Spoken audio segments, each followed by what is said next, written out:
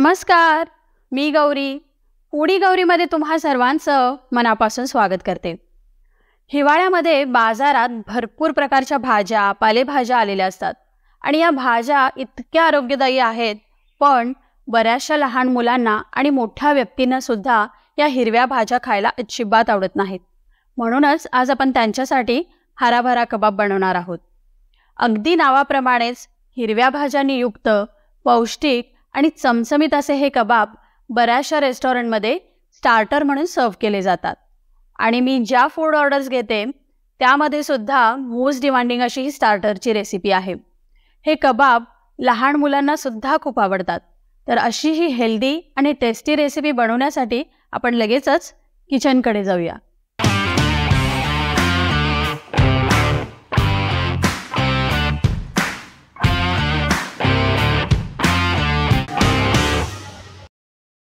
आज आपण हराभरा कबाब बनवणार आहोत. तर त्यासाठी साहित्यामध्ये मी इथे भरपूर अशा हिरव्या भाज्यांचा वापर केलेला आहे.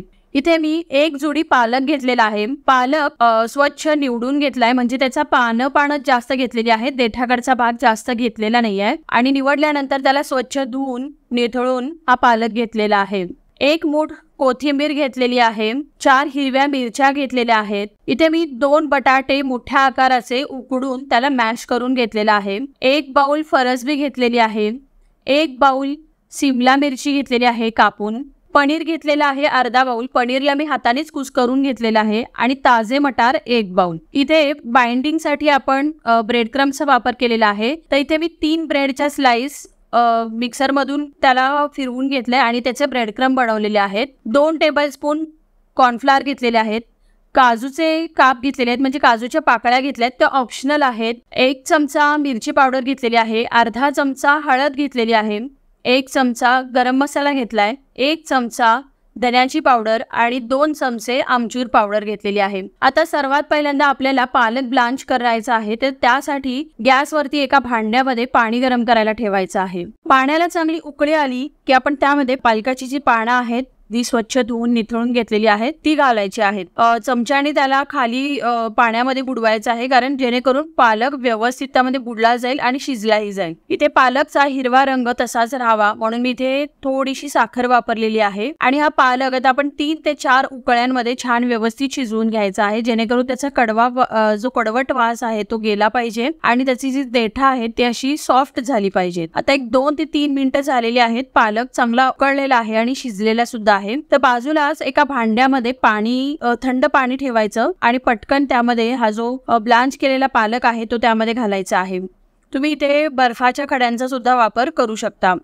इथे आपण पालक आता पाण्यामध्ये घातलाय, त्याला एका चाळणीवरती आता आपण निथळून घेऊयात. तर इथे आपली पालक ब्लांच करण्याची प्रोसेस झालेली आहे. आता आपण भाज्या परतून घेणार आहोत. त्यासाठी एका पॅन मध्ये तेल गरम करायला ठेवलंय. इथे मी फक्त 2 टेबलस्पून तेलाचा वापर केलेला आहे. तेल चांगलं गरम झालं की यामध्ये घालायचे आहेत हिरव्या मिरच्यांचे तुकडे. त्याला हलकं परतून घेऊयात. आणि आता घालूयात 1 बाउल सिमला मिरची.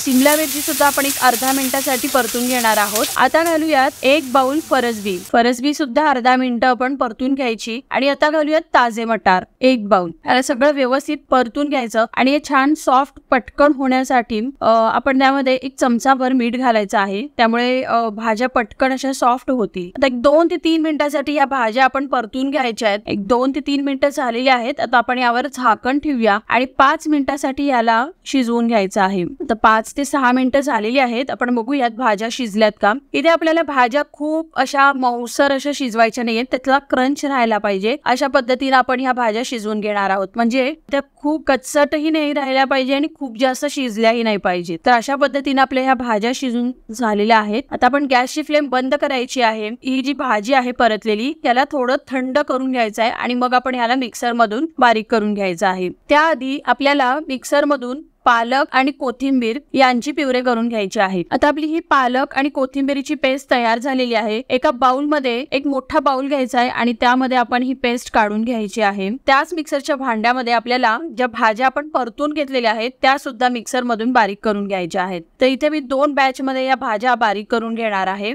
तर इथे आपल्या भाज्या सुद्धा बारीक करून झालेल्या आहेत. आता आपण यामध्ये घालायचा आहे बटाटा, जो आपण उकडून त्याला मॅश करून घेतलेला आहे. आता घालूयात पनीर.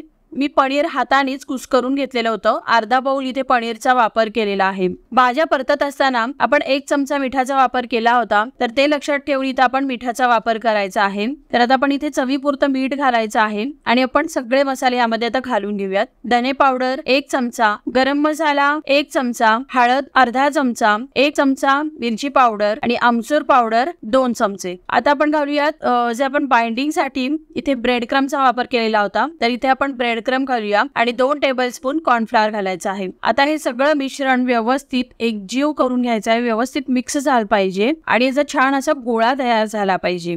जर तुम्हाला हे मिश्रण सैल वाटलं तर तुम्ही इथे थोडंसं कॉर्नफ्लॉवर आणि थोडंसं ब्रेड क्रमचा अजून वापर करू शकता. मला सध्या हे मिश्रण थोडंसं सैलसर वाटतंय, तर मी इथे पुन्हा यामध्ये एक 3 ब्रेडच्या स्लाइस मिक्सर मधून फिरवून त्याचा ब्रेड क्रम बनवून घेतलेला आहे, त्या घालणार आहे. आणि थोडंसं अजून मीठ घालायचं, कारण आपण ते ब्रेड क्रम चा वापर थोडा अधिक केलाय, त्यामुळे तो बॅलन्स होण्यासाठी थोडंसं मीठ मी इथे अजून वापरते. आता हे पुन्हा व्यवस्थित सगळं एकजीव करून घ्यायचं आहे आणि याचा चांगला असा गोळा झाला पाहिजे असं हे मिश्रण आपण तयार करून घेऊया. तर आता आपलं मिश्रण तयार झालंय. आता याला आपण याचे कबाब बनवणार आहोत. त्यासाठी आपण ब्रेड क्रम घेतलेले आहेत आणि काजूच्या पाकळ्या घेतलेल्या आहेत. आता लिंबाच्या पेक्षा मोठा असा मी इथे गोळा हातावर घेतलाय. त्याला व्यवस्थित गोल करून घ्यायचं, त्याला छान असा कटलेटचा शेप द्यायचा आणि जे ब्रेड क्रम आहे त्यामध्ये चांगलं घोळवून घ्यायचं. आणि इथे मी काजूच्या पाकळ्यांचा वापर केलेला आहे. हे टोटली ऑप्शनल आहे, पण दिसायला सुद्धा छान दिसतं आणि कटलेट खाताना सुद्धा त्या काजूची एक क्रंचीनेस पण खूप छान लागतो, त्यामुळे इथे मी काजूचा वापर केलेला आहे. त्याला पुन्हा एकदा व्यवस्थित असं शेप द्यायचा आहे. अशाच पद्धतीनं सगळे कबाब आपण बनवून घेणार आहोत. तर एवढ्या मिश्रणामध्ये माझे जवळजवळ 27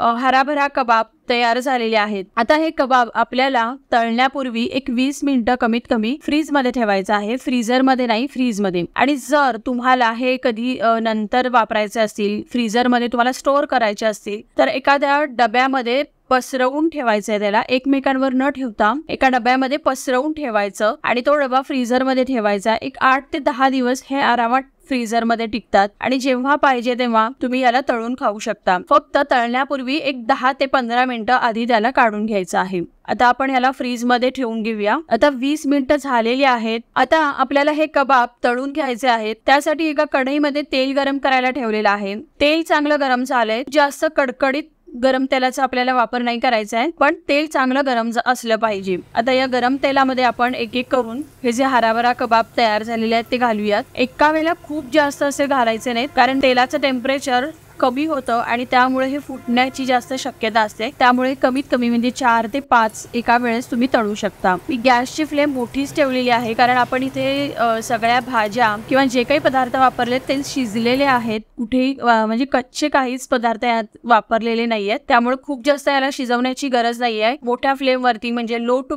हाय फ्लेम वरती आपण ह्याला छान असं गोल्डन कलर, सोनेरी कलर येईपर्यंत आपण ह्याला तळून घेणार आहोत. साधारण 3 ते 4 मिनिटांमध्ये हे कबाब छान अशी सोनेरी रंगावरती तळून तयार होतात. इथे तळत असताना आपण त्याला पलटायचं नाहीये, कारण आपण एका वेळेस ती फक्त 4 किंवा 5 एवढेच कबाब आपण तळतोय आणि ते व्यवस्थित तेलामध्ये बुडलेले आहेत, त्यामुळे ह्याला पलटण्याची गरजच नाहीये. छान ते सोनेरी रंगावरती झाले की आपण त्याला एका टिश्यू पेपरवरती काढून घेणार आहोत. अगदी व्यवस्थित हे तळले गेलेले आहेत, त्याला छान असा सोनेरी रंग आलेला आहे. अशाच पद्धतीनं आपण बाकीचे पण जे कबाब आहेत ते तळून घेणार आहोत. तर इथे आपले हे गरमागरम असे हराभरा कबाब तयार झालेले आहेत. आपण ह्याला छान सर्व करूयात. तुम्ही याच्यासोबत हे सॉस सोबत सुद्धा खाऊ शकता किंवा हिरव्या चटणी सोबत सुद्धा खाऊ शकता किंवा नुसते सुद्धा खाल्ले तरी ते अगदी चविष्ट असे लागतात. शिवाय खूप असे पौष्टिक आहेत, कारण इथे आपण सगळ्या हिरव्या भाज्यांचा वापर केलेला आहे. आणि जर तुम्ही डाएट कॉन्शियस असाल तर तळण्याच्या ऐवजी तुम्ही हे कबाब शॅलो फ्राय केले तरी चालतील. म्हणजे अगदी आपली हेल्दी आणि डाएट फ्री अशी रेसिपी इथे तयार होते.